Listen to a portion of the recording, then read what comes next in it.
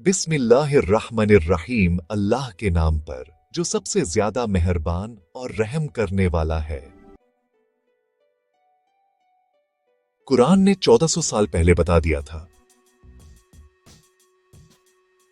और आज साइंस चुपचाप साबित कर रही है। यह आयत सूरह अल हदीद आयत नंबर 25 से है। लक़द अरसलना रुसुलना बिलबय्यिनात व अंज़लना माअहुमुल किताब वल मीज़ान लियक़ूमन नासु बिल क़िस्त व अंज़लनल हदीद फ़ीही बअसुन शदीद व मनाफ़िउ लिन्नास। हमने अपने रसूलों को साफ दलीलों के साथ भेजा और हमने लोहा उतारा जिसमें बड़ी ताकत, अशद्दी और लोगों के लिए बहुत से फायदे हैं। Sent down iron. ध्यान दीजिए, अल्लाह ने अंज़लनल हदीद कहा, यानी हमने लोहा उतारा। उतारा का मतलब ऊपर से नीचे भेजा। जैसे बारिश उतरती है वही उतरती है।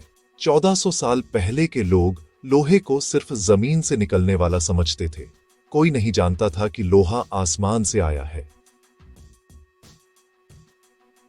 लेकिन कुरान ने साफ साफ कहा, लोहा उतारा गया। तो आज साइंस क्या कहती है? लोहा धरती पर पैदा नहीं होता। लोहा सितारों के अंदर न्यूक्लियर फ्यूजन से बनता है।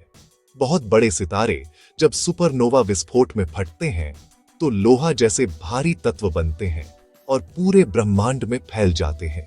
वे एटम्स कॉस्मिक क्लाउड्स में बहते हैं, नए सोलर सिस्टम्स बनाते हैं।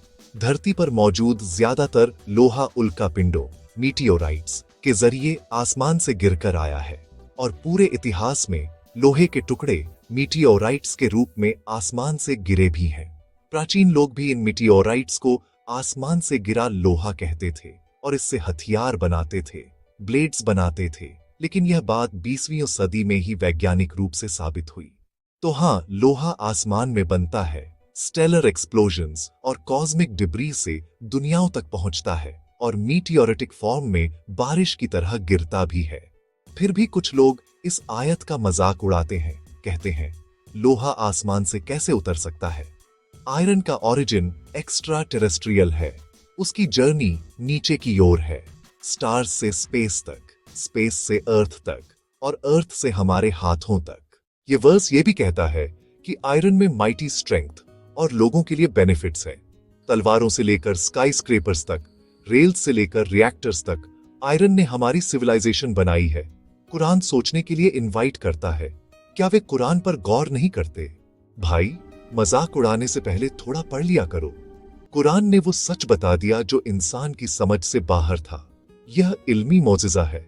कुरान की सच्चाई की एक और निशानी। अल्लाह फरमाता है, क्या वे कुरान पर गौर नहीं करते?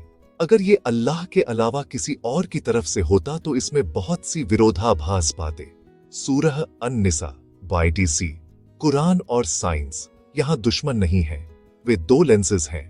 तो आइए मजाक उड़ाने की बजाय गौर करें, कुरान पढ़ें, समझें और इसकी हिकमत पर यकीन करें।